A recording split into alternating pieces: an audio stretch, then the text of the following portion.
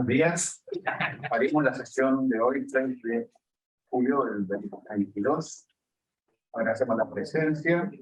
Estamos los académicos que están conectados online, que mantengan apagados sus micrófonos, las cámaras, los micrófonos, a menos que vayan a opinar algo, a conversar.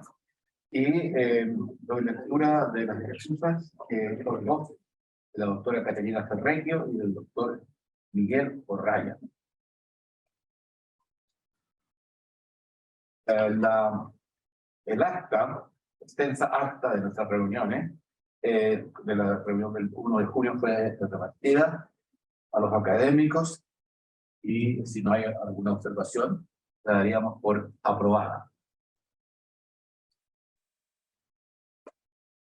Ok, doctor Ressler.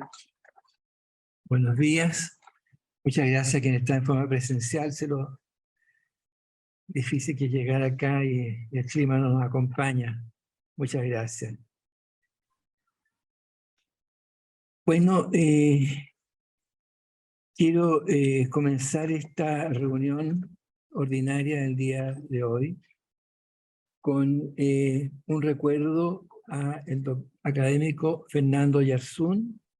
Falleció hace pocos días en Valdivia, es miembro correspondiente de nuestra academia, y le pido al profesor Mario Calvo, académico correspondiente también de nuestra institución y académico de la Universidad Austral, que diga algunas palabras en recuerdo del doctor Oyarzún.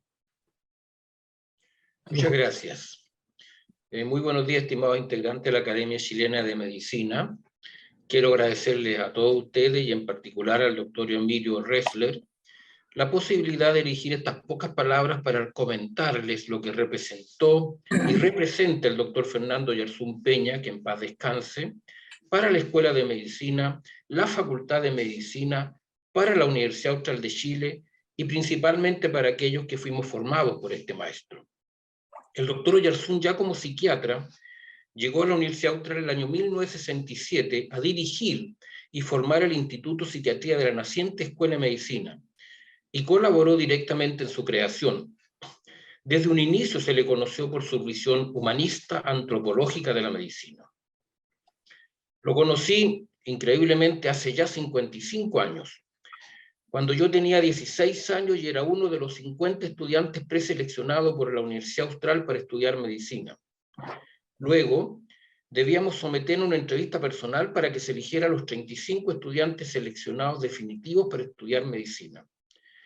En una situación de estrés, como esta entrevista que el doctor Oyarzún dirigía, se mostró como fue toda la vida: respetuoso, amigable, sereno, acogedor y sonriente. Como estudiante lo conocí y admiré las numerosas asignaturas que él, junto a sus colaboradores, nos entregó. Diferentes aspectos de psicología, ética de la ciencia y de la profesión médica, caracterología y psiquiatría. Ya como médico y funcionario de la Universidad Austral viví su carrera llena de éxitos y reconocimientos, entre ellos acá, miembro de la Academia de Medicina del Instituto de Chile el año 1978, profesor catedrático de nuestra universidad en 1993, maestro de la psiquiatría chilena otorgada por la Sociedad de Neurología, Psiquiatría y Neurocirugía de Chile el año 1999, premio Jorge Millas otorgado por la Universidad Austral el año 2001, que es una distinción que entrega nuestra universidad a quienes han contribuido de manera notable con su obra intelectual y su vida a ennoblecer y desarrollar la institución universitaria o la educación superior. Y finalmente, su nombramiento como profesor emérito de la Universidad Austral el año 2008. Todos estos reconocimientos fueron el camino lógico y natural por el impacto de sus escritos y de su pensamiento.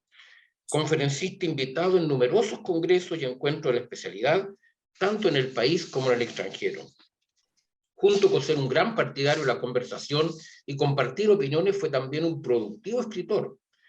Probablemente ustedes conocen sus numerosos libros y con el riesgo de ser injusto con algunos de esos escritos, quiero mencionar algunos de sus libros notables y que a mi juicio el personal de salud alguna vez debería conocerlos. El primero, La neurosis del estudiante, escrito el año 1961 cuando era joven, tiene plena vigencia ahora 60 años después. una concepción médica de la persona, el año 1977, la persona humana y la antropología médica, en el año 1982, la persona, la psicopatología y psicoterapia antropológicas, en 1992, la persona normal y anormal y la antropología y la ciencia, el año 98, la persona ética como fundamento de la antropología médica y de la convivencia humana, el 2005, y finalmente, el año 2010, contribución al humanismo y a la vigencia de una ética concreta en el convivir humano.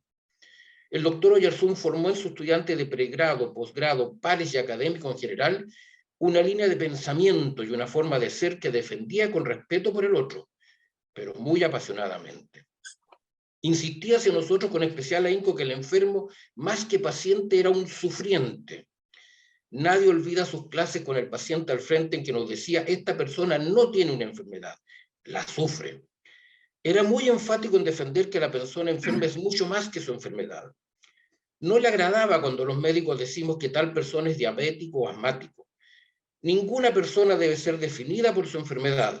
Es una persona con diabetes, pero no es un diabético, nos decía. Firme defensor de la relación interpersonal como un acto en que ambas personas se modifican favorablemente. Partidario de que cada uno de nosotros se coloque en la posición del otro, como una forma de que esta relación interpersonal sea positiva y constructiva para ambos. El doctor Oyarzún disfrutaba su trabajo, pero también disfrutaba con hechos habituales de la vida. Permítanme una anécdota. Mañana es 7 de julio, San Fermín. Y hoy, 6 de julio, es el chupinazo de los Sanfermines. Me encontraba haciendo mi subespecialidad en neurología pediátrica de la Universidad de Navarra, en Pamplona, España, cuando llega el doctor Oyarzún en su año sabático, 1984. Motivado por conversar e intercambiar conceptos con algunos académicos de la Universidad de Navarra. Hasta ahí, nada extraño en ello, pero fue un agrado verlo vestido de navarro, con traje blanco, cinturón rojo y pañuelo rojo al cuello, corriendo por las calles de Pamplona, entreverado en la multitud, asistiendo al chupinazo del mediodía. Por esas cosas de la vida me correspondió ser su decano entre los años 2005 al 2011. El decanato está en el mismo edificio donde está el Instituto de Psiquiatría. Se asomaba y decía a la secretaria: una palabrita con Mario. No estaba en su pensamiento pedir hora, y esa palabrita que duraba 30-45 minutos desalmaba cualquier agenda. Era grato conversar con él. En realidad, era formador conversar con él. Recuerdo que una de sus preocupaciones era cómo estábamos formando al profesional de salud. Debemos insistir en valorar a la persona enferma y no a la enfermedad, me decía. Luego agregaba: poco ganamos si en los primeros años insistimos en la persona enferma cuando en su práctica diaria verán que el profesional de salud, que es su modelo, centra su atención en la enfermedad y no en la persona enferma. Los estudiantes aprenden por el modelo formador y no por las clases teóricas. Este aspecto no lo hemos solucionado. Después de su reciente fractura de cadera y cuando ya estaba operado, lo fui a visitar. Temía que podría no estar lúcido. Me acerqué a su cama con cierta timidez diciéndole: doctor Oyarzún, soy Mario Calvo, el papá del médico que lo atiende. Me miró, sonrió y me dijo: claro que lo sé. Usted fue mi decano y ambos somos profesores eméritos de la universidad. Conversamos y me di cuenta con mucha alegría que seguía lúcido pese a sus más de 90 años. Al despedirme me dijo: no deje de venir a verme. Fue la última vez que lo vi. A los pocos días se fue de alta y yo, estando en Santiago, me entero que en su casa amanece muerta el sábado 25 de junio de 2022. A partir de este momento, otros se estarán enriqueciendo con su conversar tranquilo y profundamente formador. Me quedo con su claridad de pensamiento, capacidad para escuchar, respetuoso del que opina distinto, permanente buscador de la fraternidad. Destaco su forma de expresarse con claridad, profundidad y respeto. Debo decirle, estimados colegas, que siento profundamente su partida y procuraremos conservar y transmitir su legado. Como diría el doctor Oyarzún, estoy muy agradecido de que ustedes hayan generosamente entregado 7 minutos de su vida para escuchar estas palabras. El adiós a un maestro de maestros. Muchas gracias, colegas. Muchas gracias, doctor Calvo. Les pido un minuto de silencio formal, por favor. Recuerdo, doctor Oyarzún.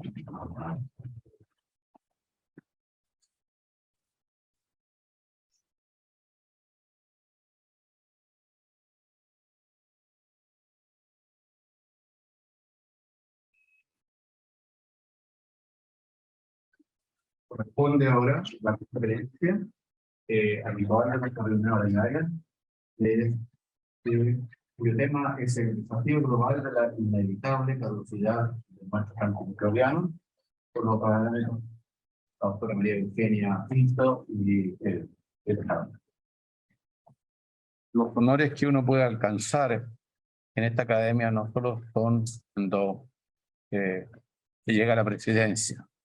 El hecho de ser invitado a dar una conferencia para la academia es un gran honor y agradezco al presidente que me haya encomendado, junto con la doctora Pinto, esta función.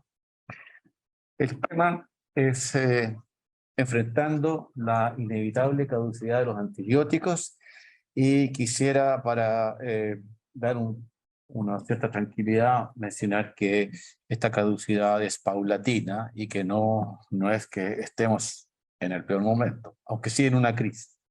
La forma que vamos a hacer esta reunión, esta presentación, es, voy a empezar la primera parte yo, después vendrá la doctora Pinto y retomaré para la conclusión.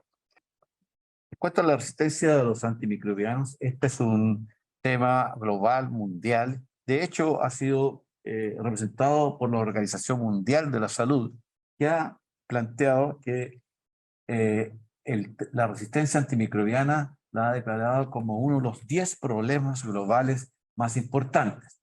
Esto fue por el 2015. La palabra COVID no existía en esa época todavía.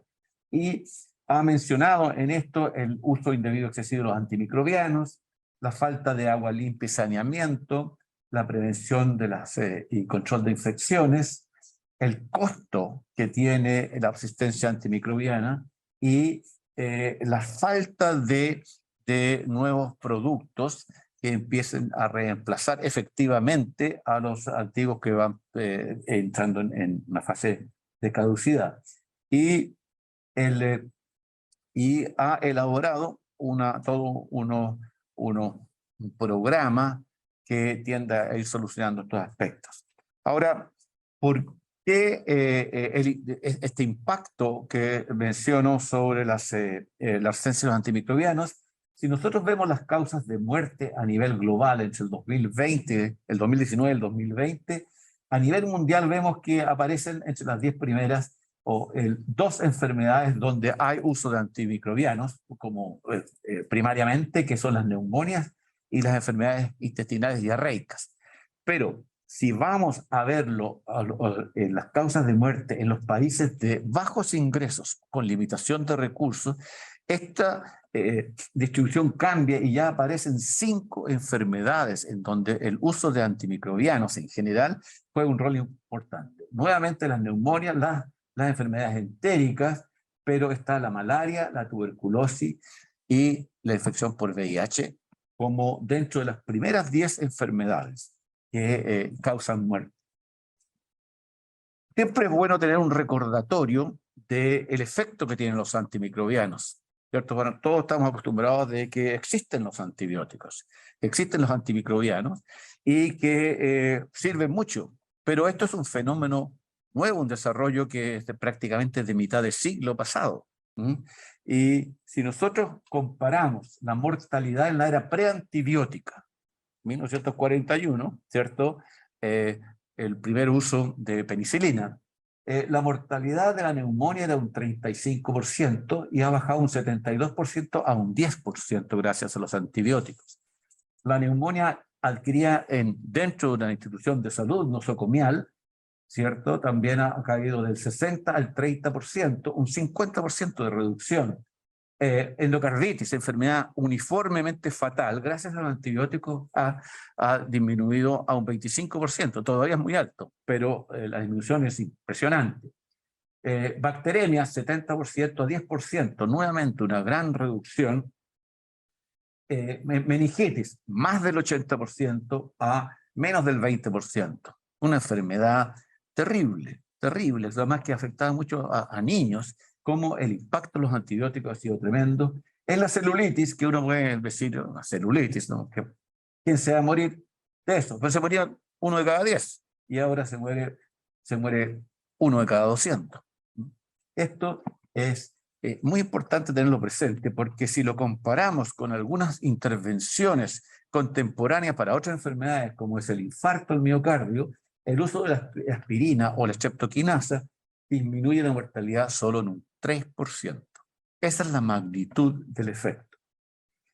¿Cuál es el impacto en mortalidad que está teniendo la resistencia? Y esto es en Europa, 2015. Aquí tenemos el número de casos a nivel europeo totales y el número de muertos por resistencia a las cefalosporinas de tercera generación. Herramientas de batalla contemporánea, algo así, si veo bien aquí, 300.000 casos y 20.000 muertes. Estafilococo meticilino resistente a los antibióticos tradicionales, cloxacilina, ¿cierto? Siempre hemos hecho esa asociación. Ya no lo podemos hacer con tanta naturalidad y con tanta seguridad. Todas las pseudomonas y klebsielas multiresistentes. Son 50.000 casos y como 5.000 muertes. Y aquí en este cuadrado están las bacterias resistentes a los antibióticos más modernos, que son los carbapenémicos, ¿cierto? Y que son la última arma que tenemos, y estaba muy bajo en 2015, pero en este momento, a este año, es la tasa más alta de crecimiento, las carbapenemasas. ¿Cuál es el costo que tiene todo esto? Es impresionante. Y aquí, incluso vean ustedes, aquí hay una publicación del Lancet del 2019 que motivó una editorial del Nature en la sección noticias, y que se refiere, lo denominan el asombroso costo en vidas humanas de la resistencia. Y el análisis publicado en Lancet estima que ese año, en 2019, 5 millones de personas murieron de enfermedades que involucraban bacterias multiresistentes, y de ellas 1,2 millones, 1.270.000 personas habrían tenido las bacterias resistentes como causa directa de esa muerte, que es mayor a infección por VIH, miren cómo ha bajado eso, o malaria, que sigue siendo un costo tremendo, pero por bacterias resistentes muere más gente de cada una de ellas. Y el Banco Mundial ha hecho el cálculo, y me costó entenderlo y poder entender no solo lo que querían decir, sino que entender qué significaba esa cantidad de dinero que están mencionando. Menciona que para el año 2030 el costo por las resistencia a antibióticos va a ser de, a ver si lo digo bien, 1 a 3,4 trillones, ya son billones, son trillones de dólares, y que por la muerte, por la reducción laboral, y por la menor productividad y la mortalidad precoz, se suman otro número igual con T, ya no son con B de billones, son de trillones, ¿ya?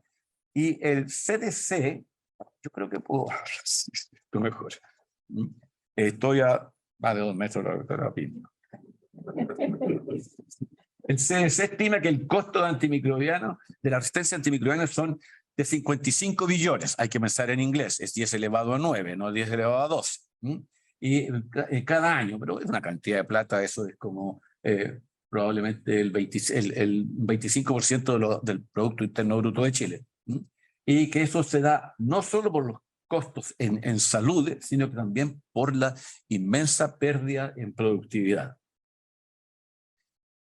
Ahora, ¿qué hace que este fenómeno de inevitable pérdida de efectos sea tan propio y exclusivo? Y eso es muy importante, exclusivo de los antimicrobianos. Y el fenómeno se debe fundamentalmente a cuál es el blanco objetivo y su mecanismo de acción. ¿Por qué los antibióticos tienen un efecto específico, distinto a prácticamente todos los otros antimicrobianos? Quizás en algunos aspectos solo los antineoplásticos pueden tener un fenómeno similar, y además una buena parte de los antineoplásticos son antibióticos. Bueno, en primer lugar, es importante tener presente que su efecto primario se ejerce sobre células, moléculas que no son constitutivas del ser humano. Todos los demás medicamentos actúan sobre una célula nuestra, propia nuestra, ¿bien? Alterada, ineficiente, débil, lo que quieran, pero es una célula nuestra. En cambio, los antibióticos actúan, y los antimicrobianos en general, sobre blancos bacterianos, blancos virales o blancos micóticos, cuando sea el caso, y además su efecto primario tiene consecuencias que van más allá de la persona que los recibe. Si uno da un antihipertensivo, puede que le baje demasiado la presión a alguien, un antipiléptico que tenga control de su epilepsia o que tenga efectos beneficiosos o negativos, pero solamente se aplican a la persona que lo está recibiendo. En cambio, los antibióticos, las consecuencias pueden ir más allá del ser humano que lo recibe y potencialmente se puede expandir al entorno a través de la contaminación ambiental, a terceros por colonización o incluso a otras bacterias. ¿No? Y no solo incluso, definitivamente más allá de la bacteria a la que se le indujo la resistencia. Se indujo a una Escherichia coli, esa Escherichia coli se la traspasa, como lo va a explicar la doctora Pinto, a otra y se expande, se independiza. El efecto de los antibióticos, además, después de haber alcanzado un nivel, va decayendo. Su efecto se va perdiendo en el tiempo, no solo durante el tratamiento de un individuo específico, que podríamos decir resistencia intratratamiento o incluso tolerancia, ¿cierto? Sino que se puede ir perdiendo en otras infecciones similares, en personas que no los han recibido, por ejemplo. Otros medicamentos pierden eficacia solo en el mismo individuo y son reemplazados por otros más potentes. Los antibióticos pueden tener una gran potencia inicial y va disminuyendo. Si comparamos con otros medicamentos, este es un medicamento débil, ¿cierto? Que fue reemplazado por uno mejor, pero siempre mantuvo ese efecto. La aspirina de hace 200 años sigue teniendo el mismo efecto sobre las células que actúan. Puede que no sea suficiente y puede que tengamos mejores, pero no pierde su farmacodinámica y su potencia. En cambio, el antibiótico alcanza un efecto máximo, cualquiera sea, y después empieza a decaer por el fenómeno de la resistencia. Ahora hay particularidades en cómo usamos los antimicrobianos y los antibióticos que son también distintos, no completamente distintos, pero que son en general con particularidades muy específicas, que es que a diferencia de otras situaciones médicas en las cuales usamos un medicamento porque sabemos que la persona tiene tal enfermedad, epilepsia, tiene insuficiencia renal, tiene arritmia, alguna de esas, una vez que lo establecemos, lo usamos, a veces también con fines preventivos, pero aquí los usamos frecuentemente ante la mera sospecha de que hay una infección, sin que haya una certeza de que ésta exista y que debe existir, tiene fiebre, tiene leucocitosis, todas esas cosas, puede ser de otra causa. O sea, no sabemos si es una infección, no sabemos si es que aún teniendo una infección, esa infección es por una bacteria, o es por un virus, o si esa bacteria es de tal o cual sensibilidad, puede ser de otra. Entonces predomina el uso empírico, en la indicación, en la selección e incluso en la combinación. Y además incluso lo usamos muy frecuentemente en personas que sabemos que no tienen ninguna infección, no están infectados, y los usamos con el objetivo de prevenir esas infecciones. Ahora, estos son los antibióticos, ¿cierto? Pero los antibióticos tienen el problema de la resistencia debido a que las bacterias tienen sus particularidades. Y así como los antibióticos tienen particularidades, las bacterias también las tienen. ¿Y quién mejor sino la doctora María Eugenia Pinto, que ha dedicado toda su vida a sus amadas bacterias, no todas son malas las bacterias, ¿cierto? Nos va a explicar por qué hacen lo que hacen. Doctora Pinto. Muchas gracias, Marcelo. Yo creo que es importante mirar también este problema que ya se está planteando en esta primera parte bajo la otra dimensión. Ya el doctor Wolf explicó claramente que esto se ha transformado en un problema que es a nivel mundial. La Organización Mundial de la Salud considera que esto es uno de los grandes problemas de salud pública que existe en el mundo y que hay que enfrentarlo. Y de esa manera hizo que todos los países que están asociados a la Organización Mundial de la Salud firmaran su compromiso para trabajar localmente en este tema. Ahora, esta es una patología en la cual la etiología de esta patología son otros seres vivos. Y eso es extremadamente importante porque si tenemos al otro lado otros seres vivos, tenemos también células que son capaces de cambiar. Y eso es algo que es muy impredecible y yo pienso que es importante para poder conocer un poquito más de este tema y tratar de entender por qué las bacterias resisten los antimicrobianos, que se asume en general con el concepto de resistencia antimicrobiana, pero que está, digamos, relacionada con un gran número de problemas diferentes. ¿Qué pasa al interior de estos microorganismos? ¿Estos son células simples o son células complejas? Uno piensa que estos, bueno, ya sabemos que los virus pueden producir desastres también y lo estamos viviendo, pero las bacterias también tienen una potencialidad gigantesca y algunas diferencias entre uno y otro. Aquí tenemos bacilo y aquí tenemos cocácea, que tienen particularidades que incluso desde el punto de vista de la resistencia también marcan algunas diferencias, usan antimicrobianos diferentes que también marcan que relacionado con las estructuras que están asociadas. Es muy importante saber que la célula bacteriana original tiene 3.500 millones de años en este mundo. Y se ha encontrado, la primera microfósil de bacteria que se encontró fue en Australia, en sedimentos que fueron estudiados a través de microscopía electrónica. Y con eso sabemos nosotros que por 1.500 millones de años, las bacterias fue lo único que existió en la Tierra. Recién después de los 200.000 millones empiezan a aparecer otras morfologías. O sea, tenemos microorganismos que están presentes en esta tierra por largos periodos de tiempo, lo que ha hecho que a lo largo de ese periodo hayan generado mecanismos para resistir los ambientes adversos a los cuales se ven enfrentados. Que recordar que la atmósfera del mundo originalmente era nitrógeno, no era oxígeno. Y de ahí fueron cambiando, bueno, a condiciones de hipercongelamiento, a condiciones de hipercalor, y las bacterias fueron subsistiendo. Y en el hecho práctico, ya lo hemos mencionado en otras oportunidades, la bacteria parecería ser nuestro ancestro.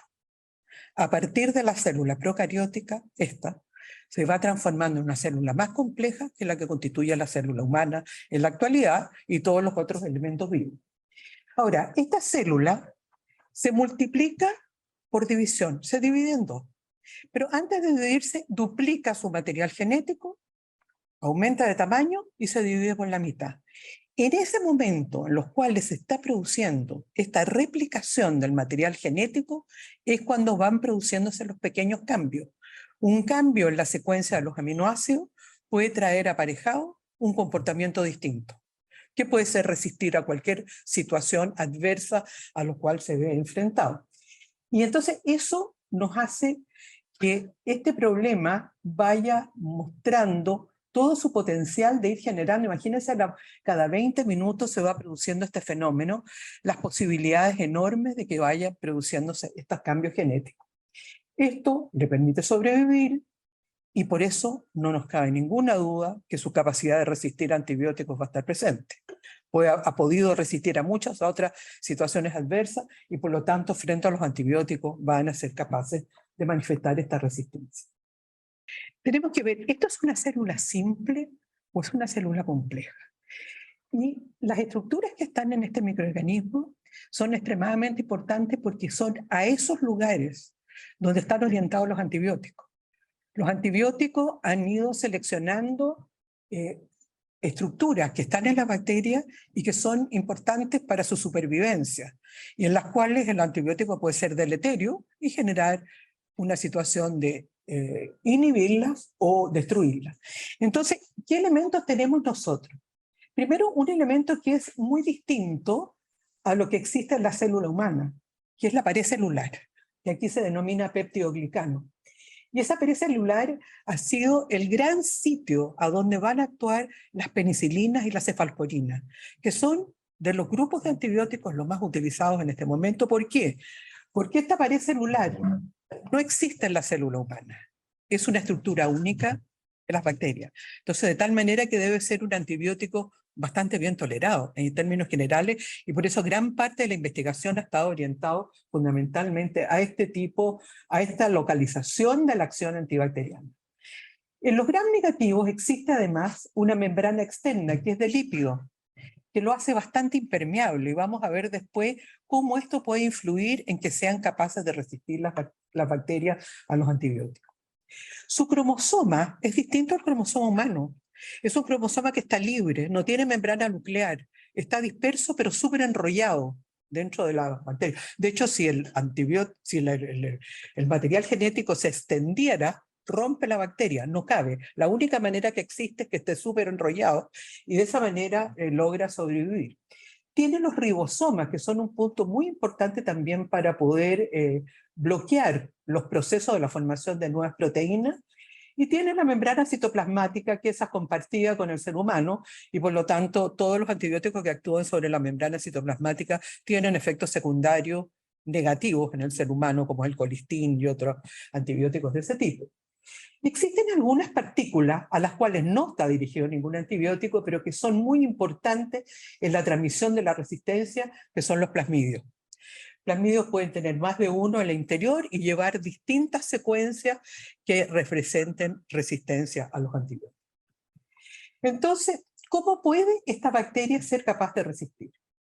Hay 4 grandes mecanismos que pueden hacer que el antibiótico no sea útil por las distintas, digamos, modificaciones que se pueden generar.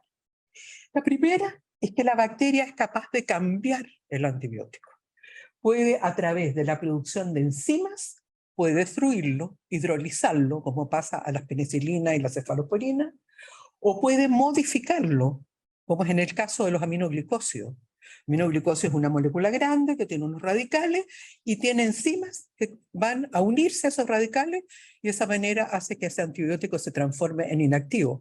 Hay que pensar que el antibiótico es una molécula tridimensional que tiene que ir a acoplarse a un territorio de la bacteria para bloquear esa función. Pero si no existe esta complementariedad, el antibiótico no puede actuar. Entonces, cualquier cambio que va a ocurrir a ese nivel va a determinar entonces que deja de actuar el antibiótico. Entonces, ahí tenemos que un grupo grande de enzimas pueden generar esta situación, y eso lo vamos a ver en un momento más.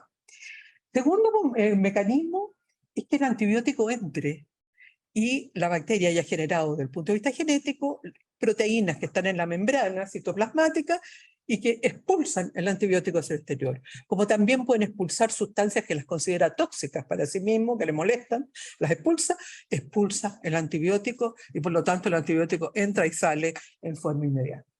La tercera es la impermeabilidad, que yo les decía que tiene que ver básicamente en los bacilos gram negativos, donde tiene esta membrana de tipo lipídico que no produce algunos problemas, y lo vamos a ver también en un segundo más.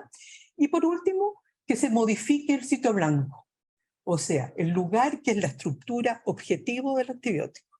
Sitio blanco, por ejemplo, el ribosoma. Si se modifica el ribosoma, llega el aminoglicósido y no reconoce el ribosoma. Llega la tetraciclina y no lo reconoce.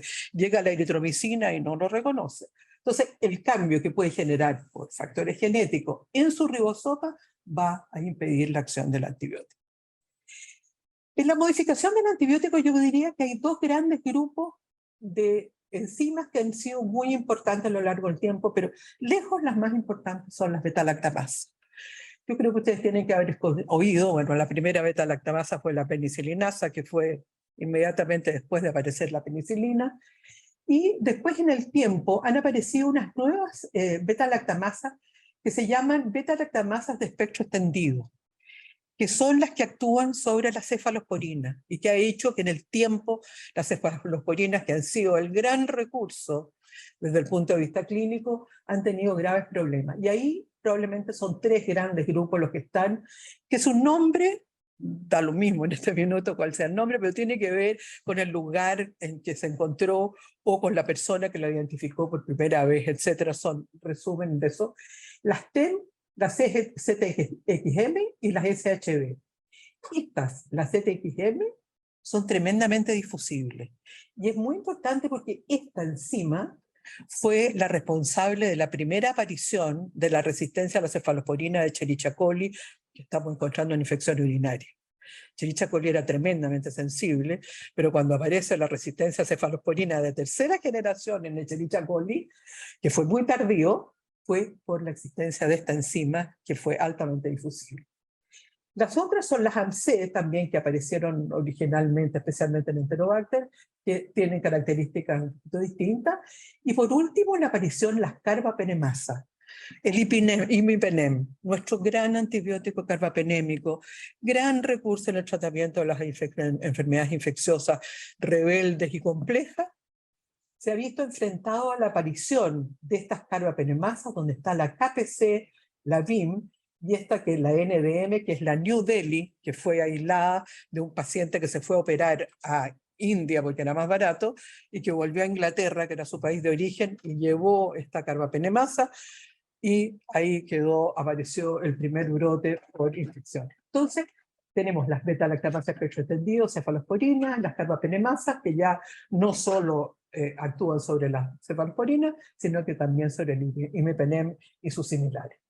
Y las enzimas modificantes a los aminoglicósidos, que eran las que ya les había comentado, de que cambian, digamos, los radicales del aminoglicósido determinando la resistencia. Las enzimas han ido aumentando de manera violenta, exponencial en el tiempo, en el último periodo, y ya tenemos que en este momento TEM, por ejemplo, hay 220 distintas, porque el plasmidio donde está esta información, al replicarse, también va a tener pequeños errores, y al cambiar y producirse los errores, vamos teniendo nuevas enzimas que están teniendo han generado una resistencia más profunda o han ampliado el número de antibióticos a los cuales están actuando, en este caso cefalosporina. Entonces, todo esto ha ido creciendo en todo este periodo desde el año 2000 en adelante fundamentalmente, y nos estamos enfrentando entonces a estas dificultades que el doctor Wolf ya mencionó. En relación a la impermeabilidad, los bacilos gram negativos tenían lo que yo les comentaba, la membrana externa, que es lipídica. Y para poder atravesar esa membrana, necesita tener unas proteínas que se llaman porinas, que constituyen unos verdaderos canales. La bacteria tiene distintos tipos de porinas, con distintas morfologías. Por ahí entra su alimentación. Su nutrición entra a través de estas porinas, pero entran también antibióticos.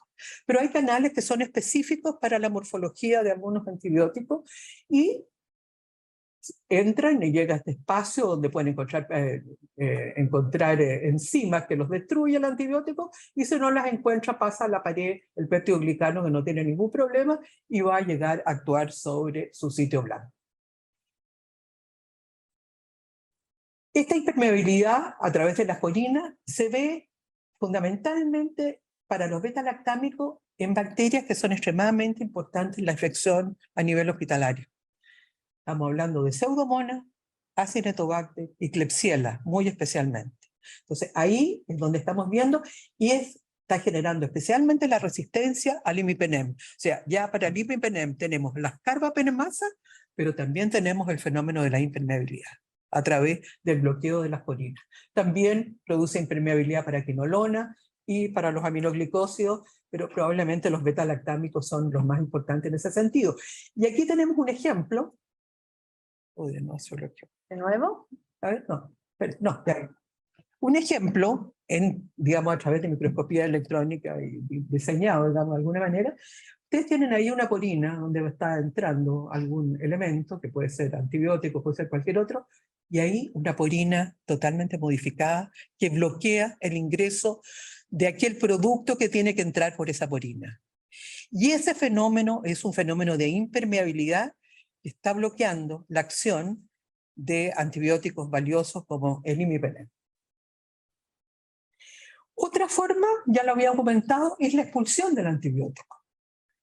El antibiótico penetra y aquí a nivel de la membrana citoplasmática es expulsado hacia el exterior y eso se observa en los beta-lactámicos, en los macrólidos, eritromicina y derivados y en las quinolonas.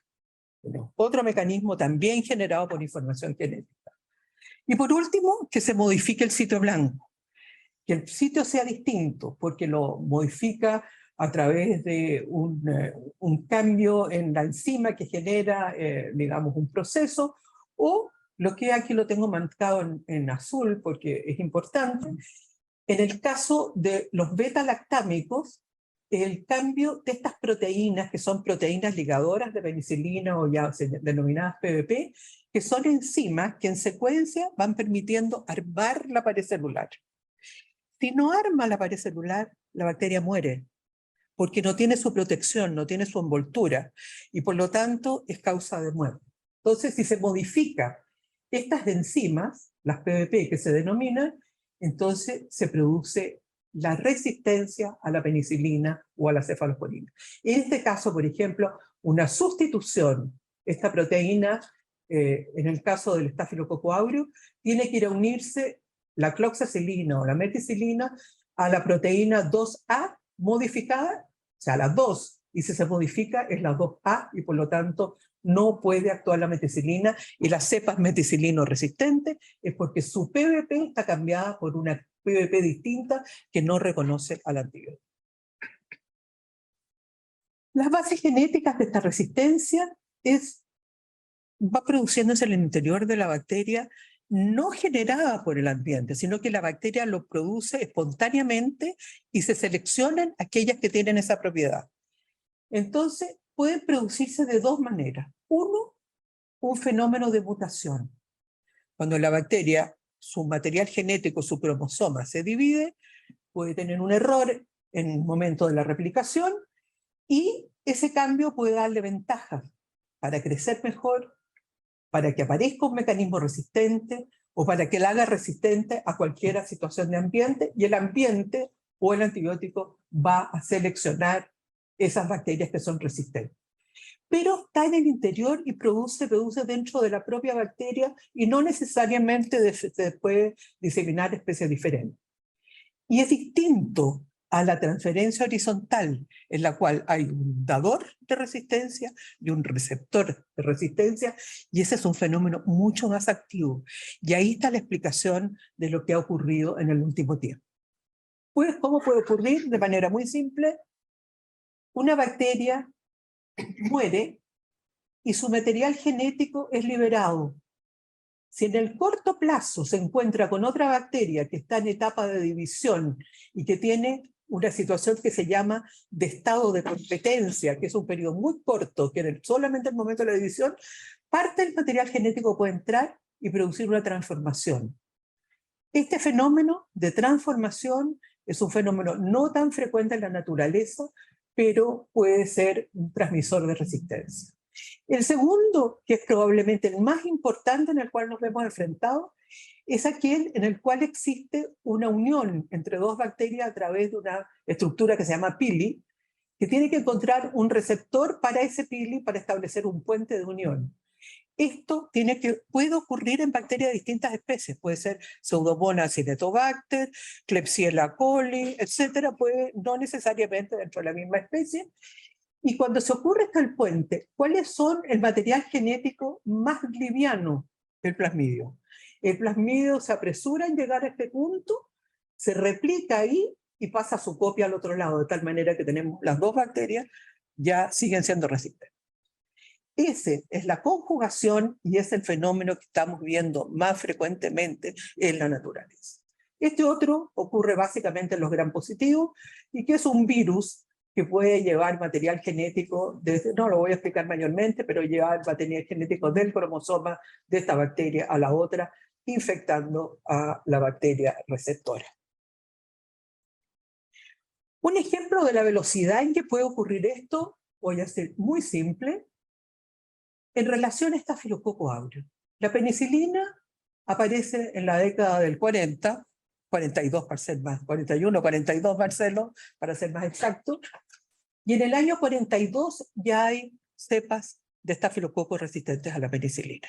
O sea, esta droga maravillosa que ingresó para el tratamiento y que en el periodo de la guerra fue extremadamente importante, demostró que rápidamente el estafilococo aureus era capaz de resistir.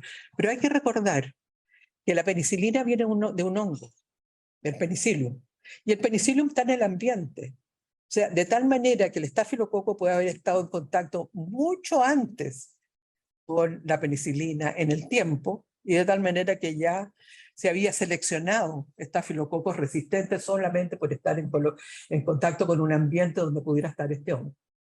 Entonces aparece la resistencia y en el año 59 aparece la meticilina, que es el equivalente a la cloxacilina. La meticilina es la cloxacilina que se usa en Estados Unidos. Y en el año 61 ya aparecen las cepas resistentes. O sea, el tiempo es muy corto entre uno y otro, y hay un pequeño desfase. Aparece el consumo del antimicrobiano y con algún desfase va iniciándose la aparición de la resistencia. Y eso se ha producido y se ha observado en muchos mecanismos de resistencia y frente a muchos antibióticos. Posteriormente, perdón, en el año 70 ya se empezó a usar, a raíz de esta resistencia en el estafilococo, la vancomicina, que no se usaba con mayor frecuencia por los efectos secundarios que podía tener, pero sin embargo fue necesario usarlo frente a las infecciones graves. En el año 96 ya aparecieron cepas resistentes a la vancomicina en Japón, y ya estas intermedias y estas resistentes en Estados Unidos. Pero ya tenían, y esto muy interesante porque el intercambio provino de un enterococo resistente. Un enterococo le transmitió al estafilococo esta resistencia, probablemente en forma bastante precoz, ya había cepas que eran resistentes. Y el enterococo resistente se piensa que apareció su resistencia en Alemania a raíz de que se usaba avoparcina, muy similar a la vancomicina, para el tratamiento, el manejo de especialmente los cerdos, para su crecimiento y mejor desarrollo. Y esta avoparcina generó por relación la resistencia a la vancomicina que se observó posteriormente. Aquí estamos midiendo la sensibilidad. Este antibiograma de acá probablemente corresponde, estos son Escherichia coli. Escherichia coli de un paciente que no ha tenido contacto con antibiótico por un largo tiempo. Y donde incluso puede estar sensible a la ampicilina. Este segundo Escherichia coli, se observa aquí esta pastilla más amarilla, está sensible a la nitrofurantoína. Aquí también, eso se mantiene. Sin embargo, ya aparece resistencia. Este paciente tiene que haber recibido en un periodo relativamente cercano, antimicrobiano, o alguien de su familia recibió antimicrobiano y se colonizó con una cepa que estaba resistente. Entonces, aquí tenemos cómo el impacto puede hacer que este paciente que tiene una infección urinaria por esta cepa va a ser más complejo su manejo que si fuera esta situación, y eso está relacionado con un efecto del antimicrobiano. Aquí tenemos también una cosa parecida. En el año 2000 podemos tener una placa antibiograma con una bacteria extremadamente sensible, y en el año 2020 estamos encontrando en el laboratorio este tipo de comportamiento, que es lo que llaman en Estados Unidos las bacterias pesadillas, porque de verdad le genera al clínico problemas gravísimos de poder encontrar alternativas de tratamiento. Esto, en una superficie del intestino, son las comunidades bacterianas. Estas comunidades bacterianas se interrelacionan entre sí, estas bacterias conversan entre sí, están en contacto, y pueden en estas condiciones transferirse resistencia unos a otros. Ahora, si damos antibióticos, probablemente gran parte de estos microorganismos desaparecen, pero van a persistir aquellos que ya tienen la capacidad de resistir. Y como hay espacios ecológicos que quedan vacíos, va a producirse la proliferación de la bacteria resistente. Y es ahí donde tenemos un reservorio ahora de bacterias resistentes que salen al exterior, que quedan en el mismo paciente, y si llegan a generar una infección, va a producirse por un microorganismo resistente, hecho que también puede ocurrir, por ejemplo, aquí tenemos Caucasia, esto a nivel de la flora respiratoria. Esta es la situación de cómo se produce todos estos intercambios entre las bacterias y cómo se llega a resistir al antibiótico. ¿Qué hacer para evitar o controlar esta resistencia? ¿Es posible implementar medidas que apoyen ese desafío? El doctor Wolf va a contestar eso.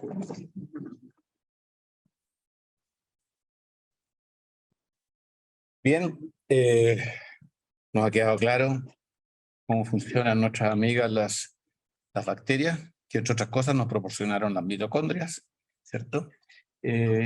Y volvamos a los antibióticos. Ahora, decíamos que hay factores que favorecen esta resistencia, se ha mencionado acá, y solamente para ir mostrando los aspectos más importantes, dentro de estos factores que fomentan la resistencia está el uso no adecuado, no indicado cuando estamos usando una enfermedad infecciosa, que usemos el espectro excesivo que borre la mayor cantidad posible de bacterias y con lo cual se va a inducir el fenómeno que explicaba la doctora Pinto, que usemos terapias combinadas, ¿cierto? Para tratar, si un antibiótico es bueno, 2 van a ser mejor, 3 no va a quedar nada, ¿cierto? Y realmente puede pasar eso, y que quedan solamente bacterias que van a seleccionarse como resistentes. El objetivo de la terapia combinada es obtener sinergia que rara vez se obtiene. Rara vez se obtiene sinergia en la combinación de antibióticos, no así como ocurre en tuberculosis. El objetivo es proteger también de una bacteria con otra de resistencia, tampoco protege mucho, y lo que sí siempre se obtiene es efectos adversos. También el uso prolongado, los usamos por mucho tiempo. Que se mantenga la antibioterapia después de haber documentado que no era una infección. Si va bien, ¿para qué vamos a cambiar? ¿Cierto? La autocomplacencia, si yo lo tengo con antibióticos,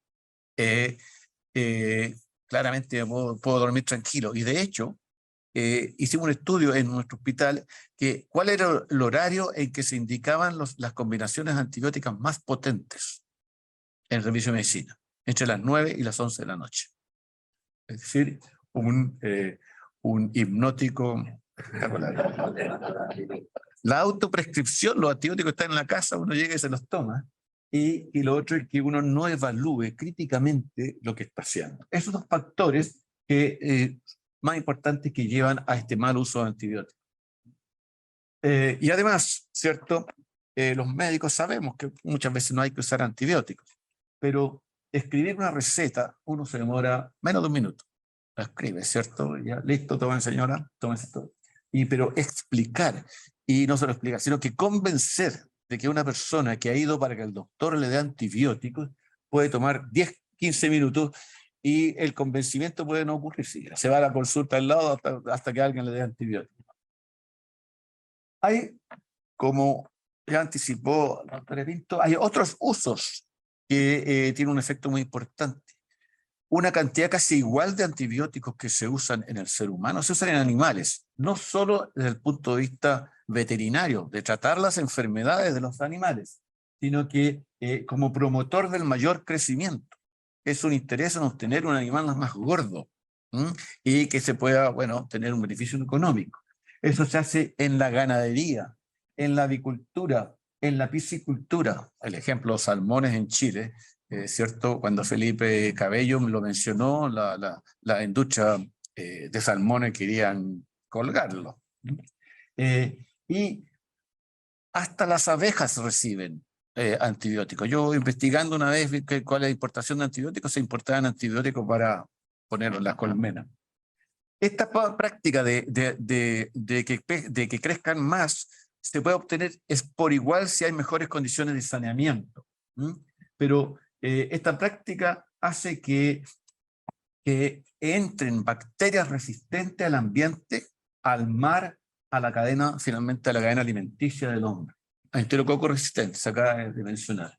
Y esta práctica está cada vez más prohibida afortunadamente. No solo eso, hay otros factores. como el uso de antibióticos, uso de antibióticos en madres y que se transforman en portación de resistencia, no solo en ellas, la madre, sino que en los niños pequeños, que tienen mucho contacto con el contacto estrecho con su madre. En dueños de mascotas, en que le transmiten la portación a sus mascotas. La tomó el dueño del perro y el perro empieza a tener Escherichia coli con carbapenemasa o ble, ¿cierto? Los jabones, sustancias antisépticas que se producen por toneladas y que se eliminan al ambiente, se eliminan por el sistema de alcantarillado, al desagüe público, y en esas zonas donde esto ocurre, en el entorno de fábricas que producen estos productos, se ve que hay cepas resistentes. Todos son factores que someten a bacterias ambientales o de la flora normal a esta presión de sustancias químicas antibacterianas que van a desencadenar la respuesta protectora, ¿cierto? Se acaba de explicar qué ocurre en 3.500 millones de años. Las bacterias están preparadas para hacerlo y lo han hecho por millones de años. ¿Son evitables estos errores? Y ahí entramos en algunos problemas, ¿cierto? Decimos que los antibióticos se usan empíricamente, que cuando no están indicados, que no sabemos si tiene infección que va a funcionar, va a ser bien tratada por antibióticos, y los usamos. Podría sonar muy mal, pero claramente no podemos criticarlo sin entender que muchas veces sí existe esa infección bacteriana que necesita a veces urgentemente, como en un paciente séptico, como una neumonía grave, hay que contarle los antibióticos en las primeras horas. Alguien neutropénico con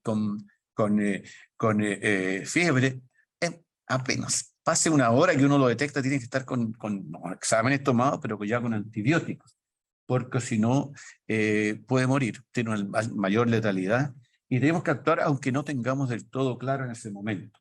Esos errores no son 100% evitables, pero sí pueden ser contenibles y minimizables con el llamado uso racional de antibióticos.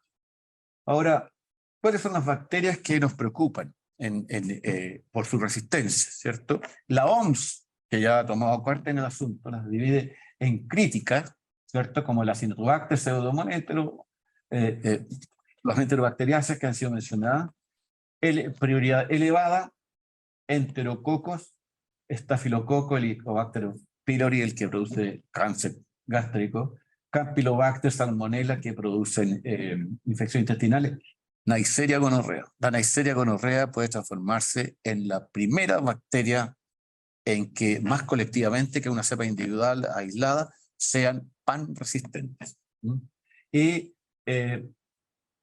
Streptococcus pneumoniae, que fue el primero que causó preocupación, el que se ha apartado mejor de todos, ¿cierto? Con muy poca resistencia, por tanto es prioridad media.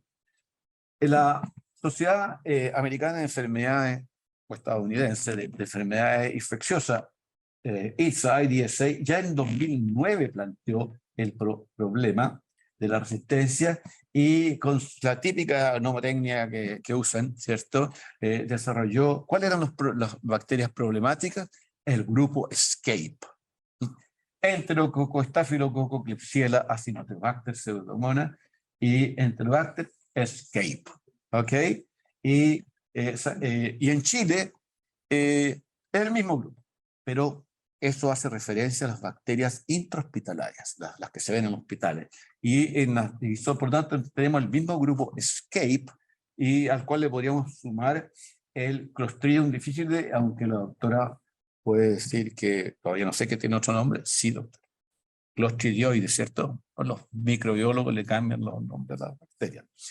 No sé por qué le agregaron el DES, pero C difícil, el de las diarreas por antibióticos, que es un problema serio en Chile. Pero también tenemos que considerar las bacterias comunitarias, y vuelvo a repetir el nombre de Neisseria gonorrea. Ya hay cepas pan resistentes. Se perdió la penicilina, la tetraciclina, las quinolonas y hasta la cefalosporina ceftriaxona. Un paciente en Londres ya fue el primero que tuvo la cepa pan resistente.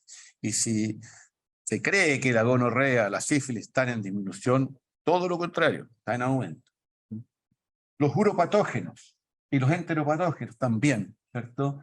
El Clostridium difficile, Helicobacter pylori, Staphylo aureus, pero ya no el resistente que se ve en los hospitales, el estafilococcus resistente de la comunidad, el SAM-RAC que se llama. Ya no podemos alguien que viene en una celulita de la consulta, bueno, tome flucloxacilina, o tome cloxacina o cefadroxilo, ¿no? Ya es resistente. Streptococcus ya es resistente a macróleo en un porcentaje importante, y como decía, el streptococcus neumonía no. La Neisseria meningitidis, la causa de la meningitis, ¿cierto? Ha sido siempre sensible a la penicilina, pero los últimos brotes con la W135 ya tienen resistencia disminuida. Y la Neisseria es meningitidis muy parecida a la Neisseria gonorrea, y por lo tanto su potencial de que se haga resistente no es bajo. Ahora, siguiendo con estos juegos de palabras, ¿cierto? Esta es la posición que ya el 2010 tenía la IDSA: Bad Bugs, no drugs, no escape. Bueno, feo, ¿cierto? Pero y esto representaba muy bien la situación. Y ¿cuál ha sido el enfoque tradicional para asegurar el éxito terapéutico? Por un lado, asegurar que se trata la infección, pero por otro lado, evitar la infección. Y ahí, en una conferencia que tuve digamos, el placer de asistir, ya ni sé cómo se llamaba el médico que la presentó, y lo publicó después esa presentación del ICAC-ITSA, ¿recuerda aquellos tiempos? El título era Blast Them, Fool Them, Stop Bothering Them. ¿Qué quería decir?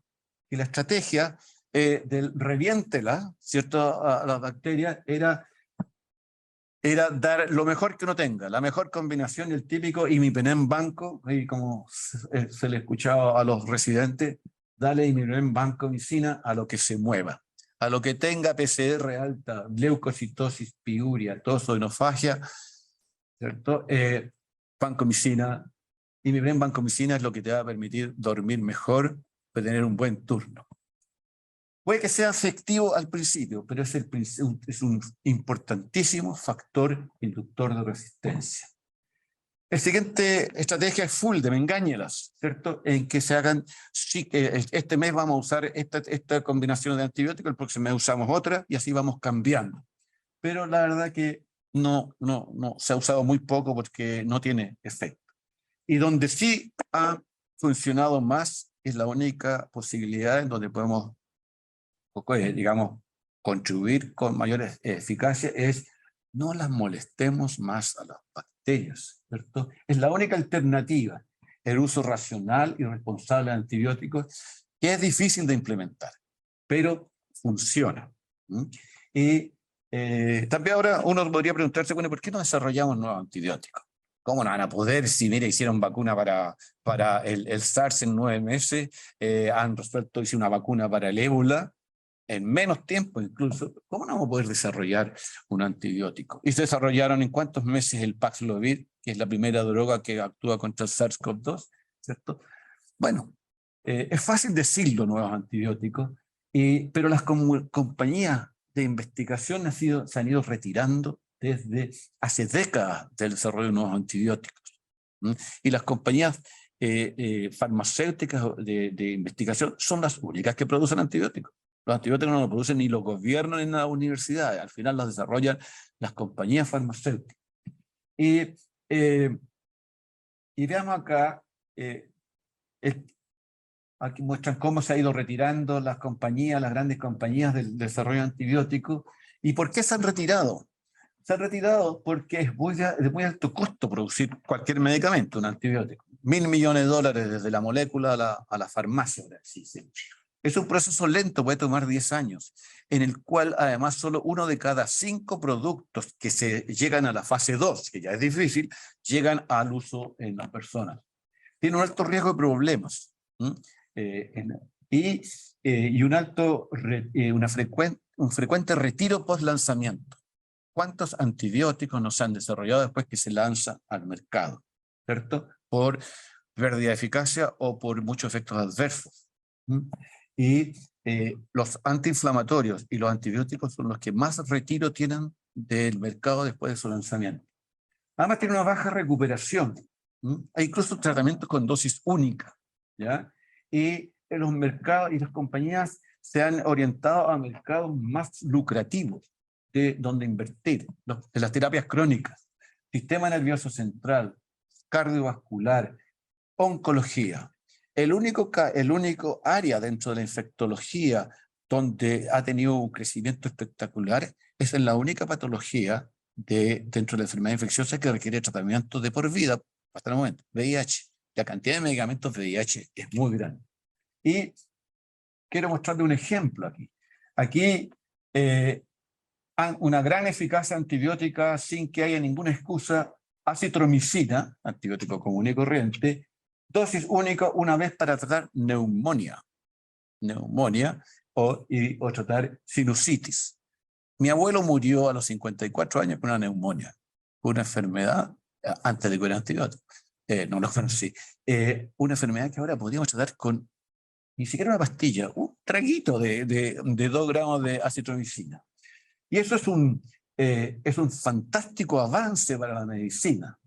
Pero si lo miramos desde otra perspectiva, si tengo toda mi pensión, la plata de mi pensión en la compañía, que gastó $1.000 millones para cerrar un antibiótico, me va a tomar una pastilla, claramente la mirada es otra, ¿cierto? Así que es fantástico para la medicina, pero es un desastre para los accionistas de la compañía que lo hace, que lo desarrolla. Pero hubo una reacción organizada, como fuimos del bad bugs, no drugs, al bad bugs, need drugs, de la misma ITSA, con un programa de que se desarrollaron 10 moléculas de antimicrobianos en 10 años. ¿Qué pasó? ¿Se logró producir estos nuevos antibióticos? Sí, y más bien no, ¿cierto? Porque cuantitativamente apenas sí. Había nuevos antibióticos que se han desarrollado, pero la mayoría de estos nuevos antibióticos son las mismas de antes, que se le coloca una molécula por aquí para modificarlo, hacerlo más resistente al potentísimo accionar de las bacterias, o más que sustancias puramente nuevas. No hay más de 3 moléculas en los últimos 15 años de nuevos antibióticos. Y obviamente las bacterias están preparadas para hacer lo que han estado haciendo por millones de años. Así que en cuanto a si se han logrado nuevos antibióticos, ha sido discreto el avance. Aquí, por ejemplo, hay un listado de todas las bacterias en las cuales se está trabajando las críticas, las de prioritaria y las de prioridad media que mencionaba de la OMS, y vemos que en estas barras el total de antibióticos que se están probando, en amarillo los que han resultado y en azul los que todavía no se ha podido probar ni documentar una actividad que pueda llevar a que los productos sean usados masivamente. Quizás en estafilococo es lo más que se ha avanzado, pero el camino ha sido muy lento. Es interesante que el tema del peligro de los antibióticos se está diciendo hace tiempo, hace bastante tiempo. Ya el doctor Stuart Levy, Levy en realidad, mi señora se enojaría que yo le dijera Levy,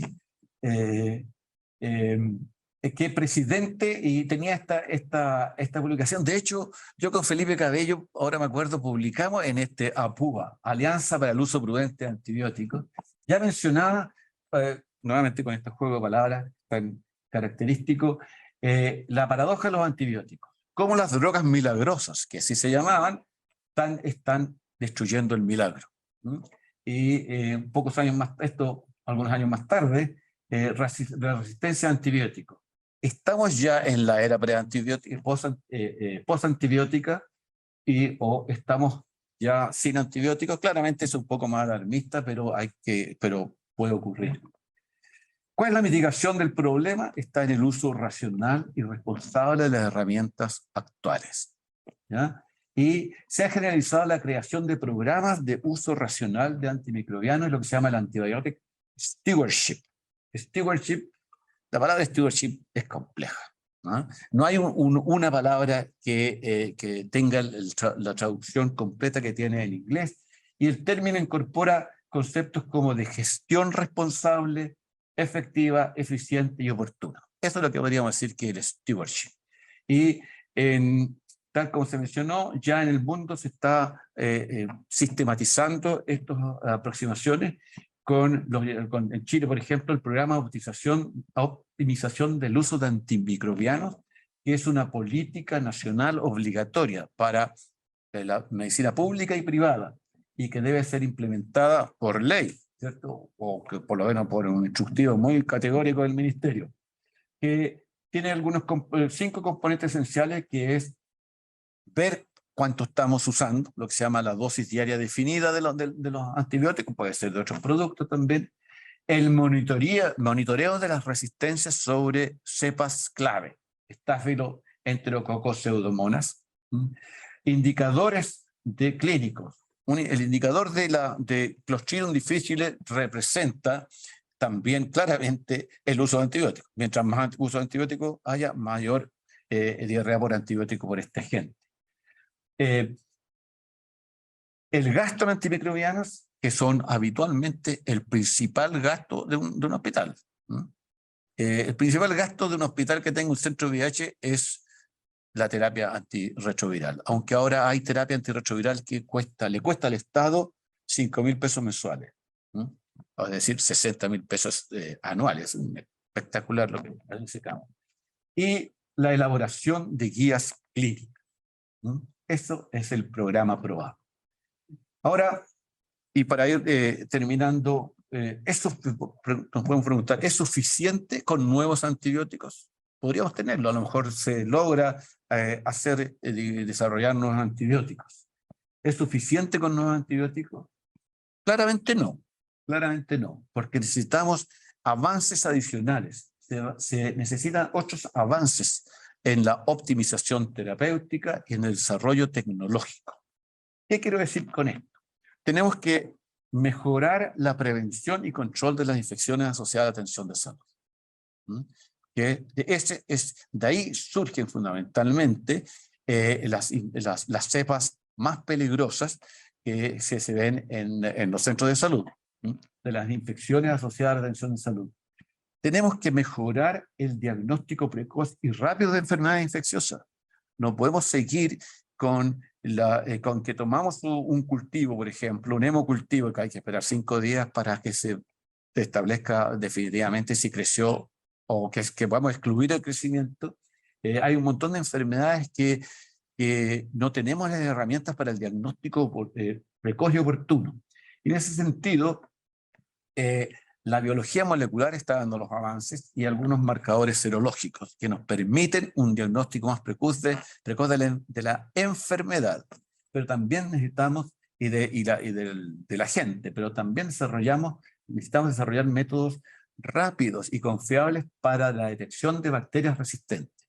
Y nuevamente la biología molecular nos ayuda en establecer si hay presencia de las secuencias génicas asociadas a resistencia, y ahora muy rápidamente podemos saber si una persona está portando, por ejemplo, un enterococo resistente a la vancomicina, un estafilometicino resistente, una cepa BLE en un gram negativo, o incluso KPC. Podemos partir de la base de una persona se hospitaliza y sabemos si porta o no ese medicamento. Debemos clarificar los interrogantes terapéuticas actuales. Duración de antibioterapias. Actualmente nos estamos dando cuenta de que hemos tratado por mucho tiempo a la gente con antibióticos y vamos a reducirlo con igual eficacia. La monoterapia versus la terapia combinada, intensificar el uso racional, el stewardship, desarrollar armas terapéuticas adicionales, la inmunización activa y pasiva, y hacer que la industria, y eso no nos corresponde mucho a nosotros, pero hacer que la industria quiera desarrollar nuevos productos. Tenemos que nuevamente, de alguna forma, encantarlo y hacérselo de alguna forma lucrativa, aunque no sea escandaloso, que les interese producir nuevos antibióticos. Y el futuro de la antibioterapia, podemos decir que habrá nuevos productos, sí los va a haber nuevos productos. Habrá métodos diagnósticos y terapéuticos complementarios. Es un avance. Puede que incluso mejoremos cómo usamos los antibióticos. Pero, sin lugar a dudas, habrá más pacientes susceptibles a infecciones. Las bacterias combatirán nuestro avance con tenacidad y eficacia, como ha quedado claro aquí, y la lucha se mantendrá por generaciones. ¿Por qué? Porque siempre habrá que contar con que nunca estaremos del todo preparados. Forever and prepared. La predecible impredictibilidad de los patógenos. The predictable and predictability of pathogens. Me costó harto poder decirlo así. ¿No? Eso ya lo dijo un profesional muy conocido en el área, lo dijo el año 2009, creo, ¿cierto? Y Anthony Fauci, ya en 2014, nos mencionó, olvídense, las enfermedades infecciosas no van a desaparecer. Como lo había sostenido alguna vez el cirujano general, como que la autoridad máxima de salud en Estados Unidos, que hizo el ridículo, por supuesto, el desafío perpetuo de la enfermedad infecciosa.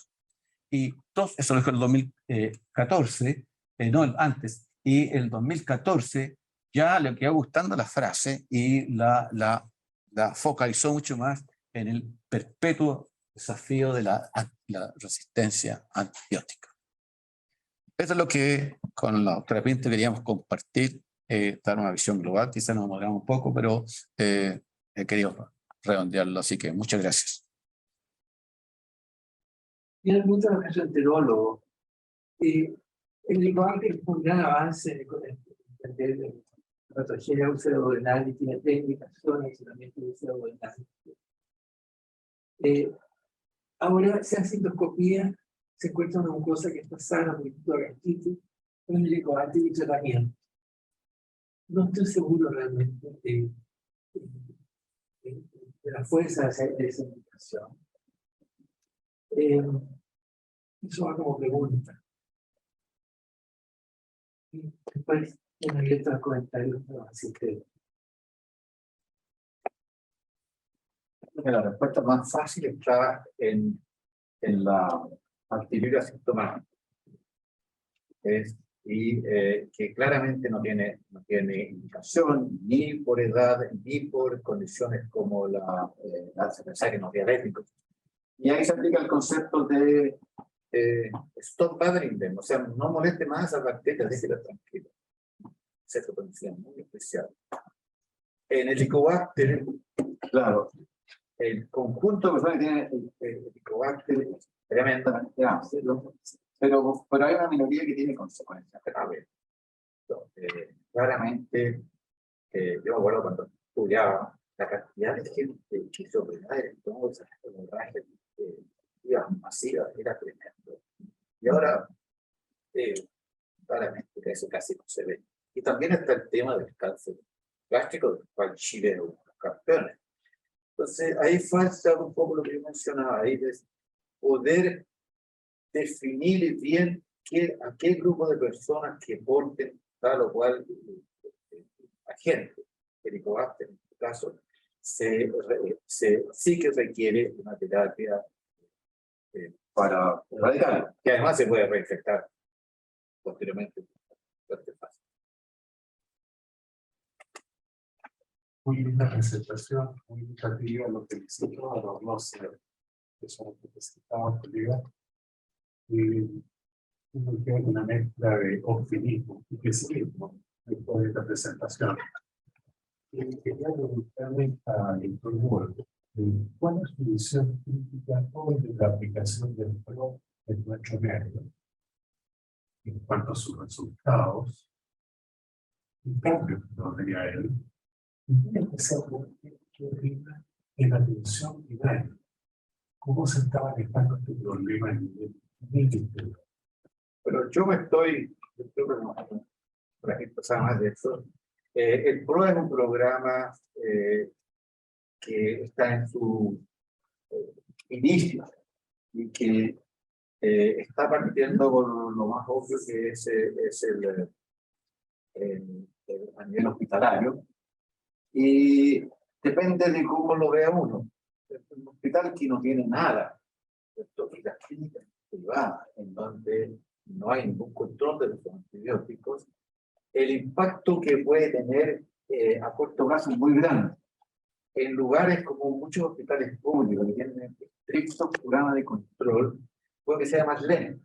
Pero si se aplican los otros elementos, no solo restricción de antibióticos, sí se va a tener efecto. Hay mucha experiencia en que la intervención sobre este fenómeno tiene resultados inmediatos. El problema es que posteriormente, cuando se libera todo, digamos, se libera el uso, se libera la indicación y se libera la cantidad de resistencia que se genera. Entonces, esos programas tienen que mantenerse constantemente. En la medicina ambulatoria o atención primaria, bueno, ahí es donde tiene que trabajarse más, y aquí en Chile se ha trabajado un poco, pero no sé si el tema antibiótico por el mismo efecto. En las guías clínicas, en que uno pueda sencillamente basarse en guías o protocolos. Pero para lograr eso se requiere mejorar la capacidad diagnóstica de la medicina. Una cosa muy corta, la verdad, como decía Marcelo, PROA está en una etapa bastante primaria, o sea, no sé si habrá hospitales que lo tengan totalmente implementado, pero significa la agrupación de personas que tradicionalmente, por las infecciones asociadas a la atención de salud, han trabajado juntas, pero es con otra dimensión, en la cual tiene que haber un aspecto muy formativo de quienes van a participar de este proceso, porque hay un grado de indisciplina, pudiéramos decir, en el tema de las indicaciones de los antimicrobianos, en que hay como un continuo, digamos, en que la gente va aceptándolo como natural, cosas que no están correctas. Como decía Marcelo también, es muy fundamental porque va a haber 3 grandes grupos, y entre ellos uno de los grupos que son los antibióticos que están restringidos, en que tiene que haber un proceso de información al grupo del PROA, y yo creo que en este momento, como está planteado, es una información tardía, porque digamos, el clínico indica, y al tercer día farmacia le avisa al PROA de que se está usando ese antibiótico. Yo pienso que eso tiene que ser al revés, y parte de la disciplina de la indicación es que deberá haber, ahora se trabaja todo computarizado, que haya un documento en el cual el que va a indicar el antibiótico restringido fundamenta el por qué lo está haciendo. Yo creo que esa fundamentación es un elemento formativo vital. Y ha pasado que personas que tienen que fundamentar y que no tienen claro por qué lo están indicando, como es empírico sobre todo, es el tener que pensarlo, a veces dice, no, la verdad me parece que no, porque no tengo la justificación para poder indicarlo. Yo encuentro que ir a controlar al tercer día es tarde. ¿Cómo interrumpes tú algo que ya lleva 3 días y el paciente va mejorando? A lo mejor es difícil tomar una decisión, a lo mejor no está justificado, pero es difícil tomar una decisión. Así que nosotros nos hemos desde hace muchos años, lo hicimos de esa manera, era todo por escrito, con un papel, y qué sé yo, tenía que escribir. Mucha gente decía, no lo indiqué porque no supe qué escribir en el papel. Y no lo indicaba. Y eso tiene esa reflexión en relación a tomar la decisión sí o no, yo creo que es muy, muy significativo. Y las guías clínicas, sin duda. Hay, por ejemplo, yo creo que guías clínicas sobre el uso de la cefalexina y la quinolona evitan. La información de resistencia a quinolona y cefalexina van asociadas. Entonces, uno ve la infección urinaria. Los pacientes que tienen resistencia a quinolona, en alta proporción tienen resistencia a cefalexina. Entonces, hay cosas que hay que trabajar mucho más antes de que uno considere de verdad el PROA está implementado como corresponde y va a lograr a corto plazo objetivos. En la Unión Europea, el Consejo de quinolona, el consejo es que sea de excepción, no solo por la resistencia, no por los hombres, sino por los efectos adversos muscular y los tendones, la ruptura de tendones. Se deja como última excepción, y antes de entrar en la infección urinaria, haremos la quinolona que anda bien. La Unión Europea bien fuera, yo recibo Hubo un cambio respecto de tratar o no tratar el helicobacter cuando se vio claro de que producía cáncer gástrico. O sea, ya no era tratar de... Pero lo grave es, lo torpe es que la resistencia al esquema antiterapéutico propuesto en el GES tiene una resistencia de más del 50%. Y se sigue con el mismo esquema terapéutico. Y si el enfermo recae, le repiten el mismo esquema. No alcanza para la doctora Alvara. En el consultivo del auge deberían revisar el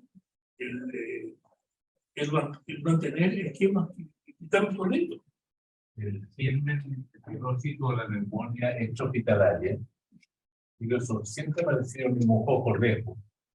Pero después, digamos, por tiempo, lo más lipoplasmico, atípico. Y posteriormente se han creado virus y hay gente que dice que las neumonías hospitalarias son fundamentalmente por virus, más que por neumococo incluso.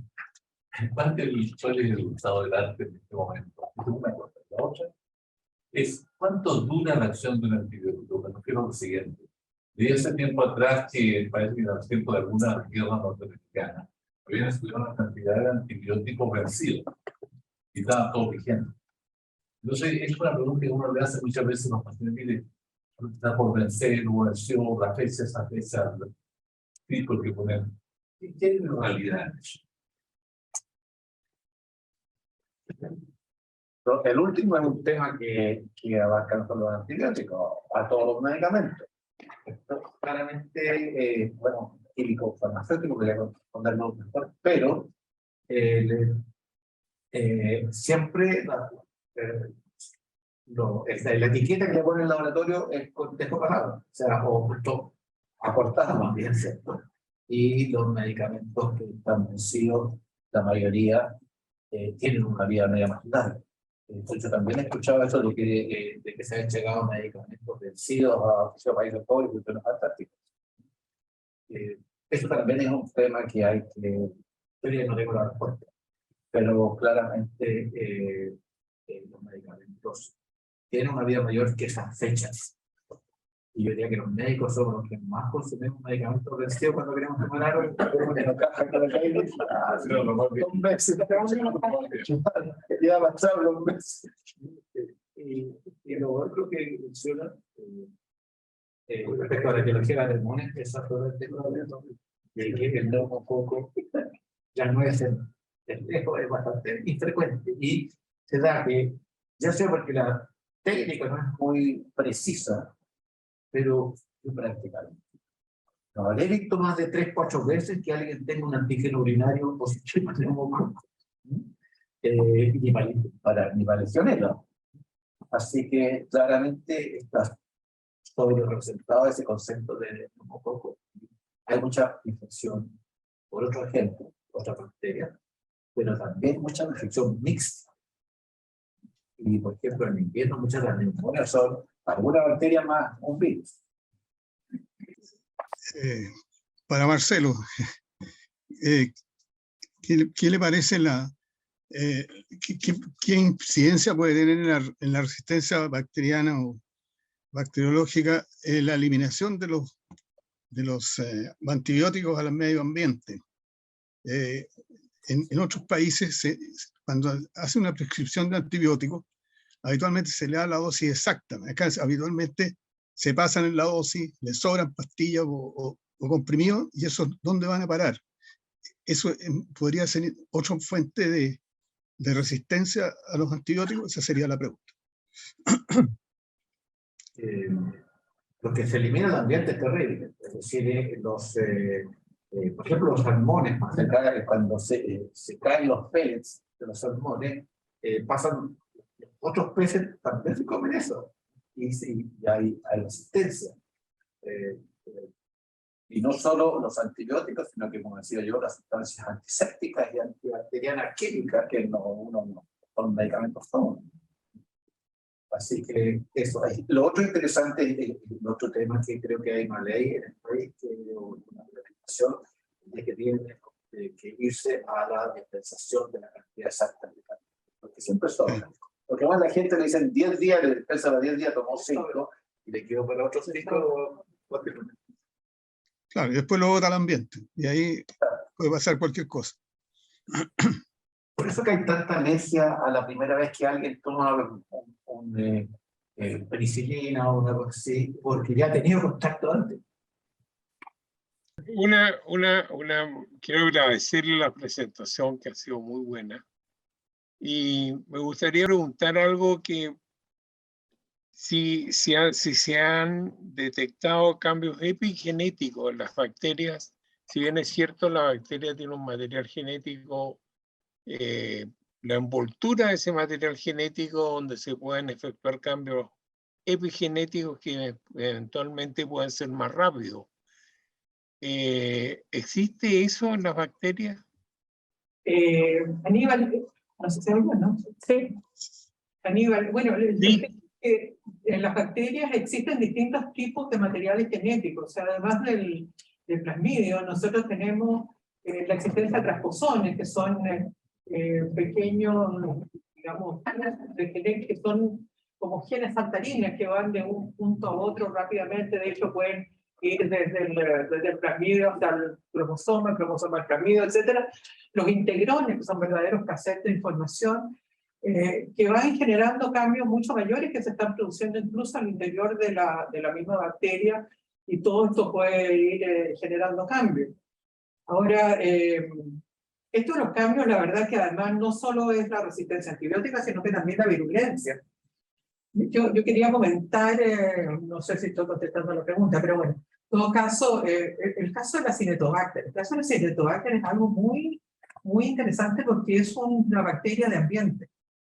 Una bacteria de ambiente que en un momento dado pasó al hombre a través de infecciones graves a nivel de aparato respiratorio y en unidades de cuidado intensivo, o sea, en pacientes obviamente bastante comprometidos, y manifestó precozmente resistencia. O sea, era una bacteria que no solo tenía esta resistencia, sino que además logró una patogenicidad de saltar desde el ambiente hasta el humano, en un periodo muy corto de tiempo.